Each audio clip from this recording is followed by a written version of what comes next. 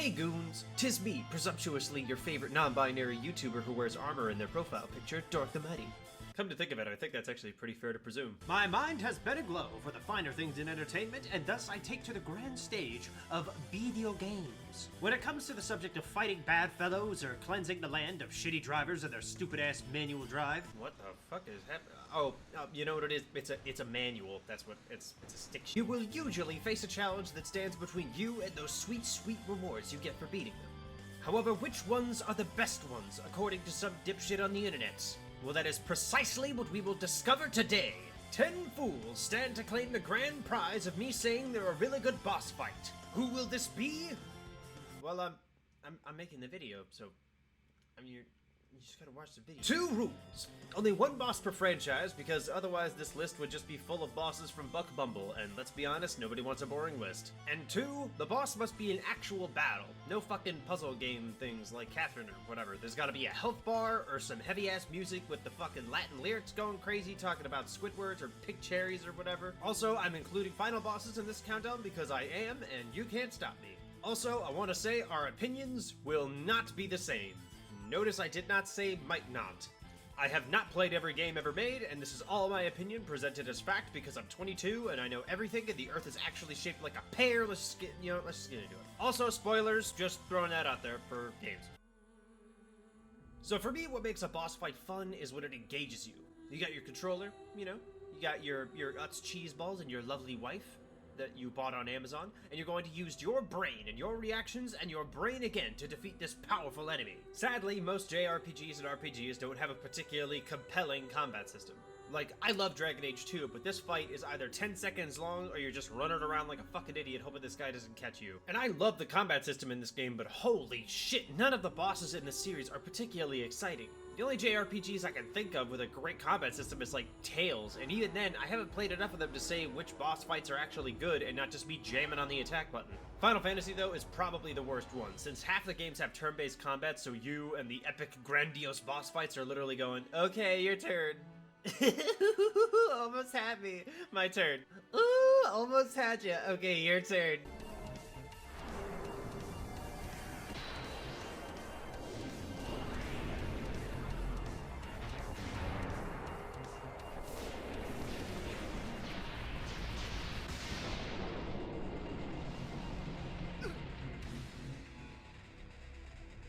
Ooh, you almost had! Which is why, sadly, there will not be a Final Fantasy boss on this list. Unless there was some game that Final Fantasy did that had a sick combat system and a boss that was fun and hard and cool and voiced by Keith David. Now, where would one find such a boss? Oh, that's fucking right, it's Final Fantasy Dissidia on the PSP, you know what that stands for? It stands for Pretty Smiley Pakistan! I bumped my desk while I was doing that last bit, and that's what that thudding sound was. I'm not fucking around when I say this is the best boss fight in a fighting game, which doubles as not a fighting game. The story revolving around chaos is so amazing. I don't care about the story in this game, but fucking god, this dude is fun! This bastard will straight kill you immediately if you don't know what to do. He will also occasionally say words that will be voiced by Keith David, and he will also do the move where he beats your ass.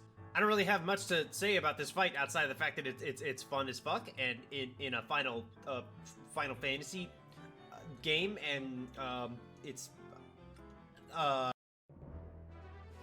So I did not grow up with The Legend of Zelda in my life, which means I didn't play Ocarina of Time until I was like 20, which means I kinda hated it. I just don't like Ocarina of Time, but that doesn't mean I can't appreciate what it did for gaming, even though Majora's Mask is like so much better without changing anything but the story, since the story of Ocarina of Time is literally just you are hero and this man is bad. By the way, the average Gerudo is like 7 to 8 feet tall. A Ganon is barely scraping by 7 feet, which means this little boy is pissed because he's a little manlet, but we could dive past that, I'm sure. Hell, even in the final battle against Mr. Hot Dogs here, I straight can't see a damn thing. I'm out here running around like an analogy, and people are talking about how this fight is so good. I can't fucking see. I can't see. So Twilight Princess was the first Zelda game that I played, and I gotta say, when I was like 12 and I saw Link and all these folks in this dark art style, you could bet your bottom fucking dollar that I was ready to jump to Hot Topic and buy nothing because I was poor and had no money. Twilight Princess was released for the Wii and the GameCube, which I sadly did not have, which meant that I had to play the shitty and hard way, but whatever. Now with Twilight Princess, they introduced a bunch of items that were basically only useful in a couple spots, which is something I got from Ocarina, and this item is really only useful in one small area of the game, but holy shit. shit is it fun to use. So you go to the Arbiter's grounds, right? And you see all these goons trying to attack your body, you know, your person. So you hop on your little dreidel and you whiz past him. But then, you see him. Just out of the corner of your eye. Star-Lord the Skeleton Boy is not very hard, honestly, but he makes up for that in just terms of raw aesthetic and fun. You got your spinny top thingy, and you smash into his spine all fast-like, and you hop from track to track to avoid stuff, and when you see him, you smack him with your sword move, and he does pretty much nothing. I don't really care though. This fight is sick, and the dungeon leading up to the boss is also sick, and I like it. I also just love when he appears out from the side of the pillar, and he's just like, hello. What makes this boss fight super fun though, at least to me, is the fact that you don't really have to do any of that Zelda style figuring out what item you gotta use to beat the boss. You can kind of assume what you have to use, and whooping this dude's ass is really fun. So Metal Gear Solid is in fact a video game. And I'm gonna be honest, I don't really know shit about Metal Gear Solid at all, and all I know is that I just played this game for the first time on the console pretty recently, and wow, I was not ready. So this bastard is a brain boy, right? He's got a bunch of brain cells, so he's really smart or something, and it's up to you and your powers of gun to kill this man for America, or whatever. Now I went into this fight like, bitch, you do not realize my power, but when he told me I was a big old gay boy and told me that I play Mario Sunshine, it was on, right? So I'm coming at this guy guns blazing, right? But my guns are not particularly blazing in this particular circumstance. Hardly even sparking, frankly. I eventually got pissy because it felt like my controller wasn't responding right, and I swapped out my controller, and that didn't work either. I figured, fellas, this game is whack. This man is telling me the truths of my life. He is messing around with the volume of my TV, I think. And also, I do not like that his name is Doug. I thought there was no way I could defeat this man, until I remembered that Josh Scorcher had told me many eons ago that I, Torque the Mighty, me, must swap out my controller ports to fell this foe. And felled he was. Now, why am I telling you this? Because, I mean, that's the video. I mean, it's top 10 boss fights, and you know, it's top 10 boss. Valve has, in my opinion, never done any better than the Portal series, and I gotta say, there isn't much I could say about these games that hasn't already been said by someone. They're funny as hell. Oh, hi. So, how are you holding up? Because I'm a potato. They're really intuitive and have some really understandable physics engines. Because I'm a potato. And honestly, the game just looks really pretty. Potato. I think I accidentally used the same clip for all those. So I like the fight with Wheatley better because I just think it's funnier. I like it. Just like the fight with GLaDOS in the last Portal games, you gotta grab some personality cores and stuff which say fun things. What's your favorite thing about space? Mine is space. But the twist is this time you gotta put him on Wheatley and make him the big dumb stupid. Hey Wheatley, did they have a sale on dumb bitch juice at the Aldi across the street, you fucking halfway? It all culminates into a shot with you shooting your portal gun at the moon and not dying for reasons, and it's cool, and I like it very much, and it makes me happy, and I like it, and I... So when I said they needed a health bar or some Latin music earlier, I lied, because I don't really care. This guitar duel is fun as fuck.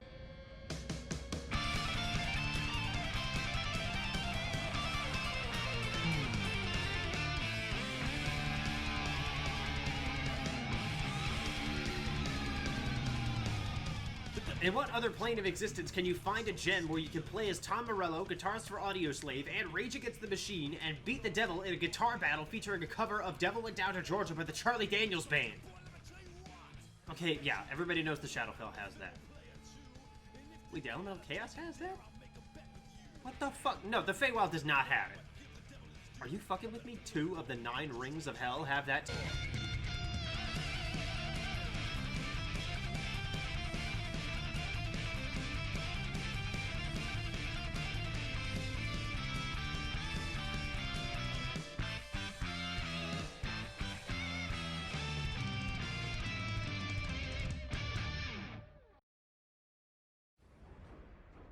God of War is rough to choose from since these games weren't really pulling any punches since the fucking beginning. You fight the Hydra in the first few minutes of the first game. Seriously, there are so many sick as hell boss fights in these games that it's honestly just down to preference when it comes to which boss fight you like best. Damn near all the bosses in this game are sick as hell, but for me, it came down between 2 of them.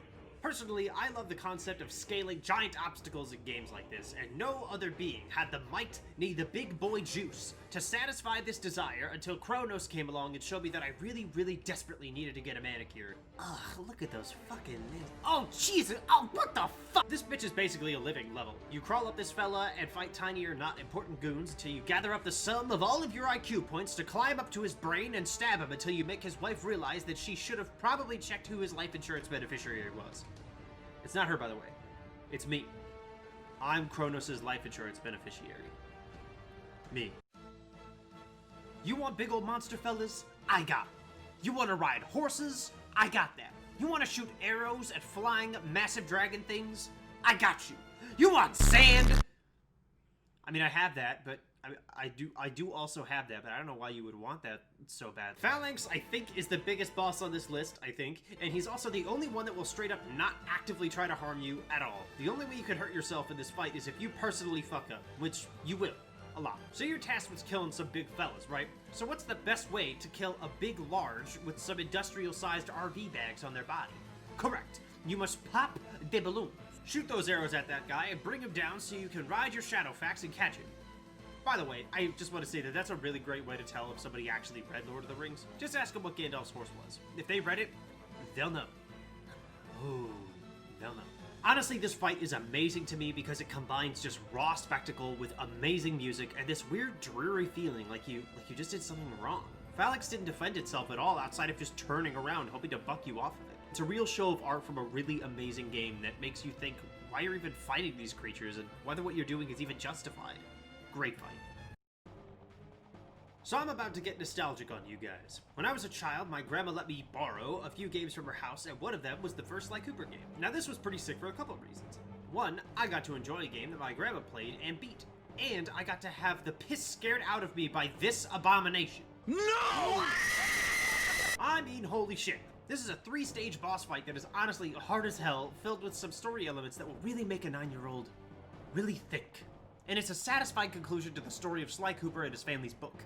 I'm not messing around when I say that this is one of my favorite games I've ever played, and I'm equally not messing around when I say that this is one of the greatest boss fights ever, in my opinion. I don't care that I was a know-nothing fool of a child. I still love this game and this fight. On to another game from my childhood. Now, Kingdom Hearts is dumb as fuck. Let's just go ahead and admit that right now. So they're trying to figure out where to put this guy's soul, I guess. But they're also explaining this to the bad guys, and I don't know why that is. The other Twilight Town is just Yeah, it's just data, man. A heart can live anywhere, even inside data. There are hearts all around us. You tell him, man. I believe in you. Kingdom Hearts 3, in my personal opinion, sucks. Kingdom Hearts 2, however, now there's an amazing game. Why does Cloud have tape on his sword? I don't get it. So when we first played Kingdom Hearts as young folks in the early teens, we decided that the best characters were characters that had no depth or anything, really. Sora can do anything. Like, I swear, I could hand Sora a fucking 5Y form and he'd be able to do it with that stupid-ass twink smile on his face, little piece of shit. There's personally nothing interesting to me about any character in any of these games, but that, my good friend, is not why you play it. Holy shit, this fight's awesome! Now listen, my friends, alright? Zenoss is not a boss fight, okay? He is, in fact, a way of life, and I don't know what I'm getting at here. Zenoss is easily the best boss fight I've ever experienced in a hack and slash. It checks off all the boxes. Acceptable ways of advancing through the fight? Yup. Multiple forms that force you to change your methods to defeat the boss that don't necessarily strain on the difficulty? Yup. Belts and zippers? Yup. This fight will make you realize that everything you thought was interesting about Kingdom Hearts boiled down to the combat, because the combat in this fight is spectacular. Little roasted vegetables never hurt anybody. It even incorporates cutscenes into the combat that don't feel weirdly placed. Everything works. Everything. It feels satisfying to kill this Sephiroth-ass motherfucker, even though I honestly don't even know why he was a bad guy. I don't remember anything in the game telling me he was doing anything evil, much less illegal. However, if this fight is so perfect, why isn't it number 1? Well, guess what? My rules, my list, my rules, baby, because I wanted to, you know. So for number 1, I've chosen something special, near and dear to my heart. You see, I hadn't actually played Dark Souls until after about the 3rd one came out, and let me tell you, I really wish I hadn't waited. The aesthetic, mwah. The combat, mwah. The difficulty, mwah. The mwah.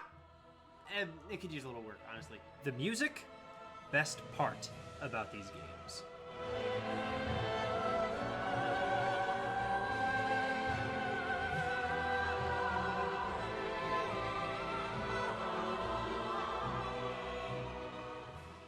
So I went into Dark Souls 3 at the third one, because it doesn't really matter which one you start with, honestly, and I got to this pretty little place called Farron Keep. Now what awaits you at Farron Keep, you may ask? This.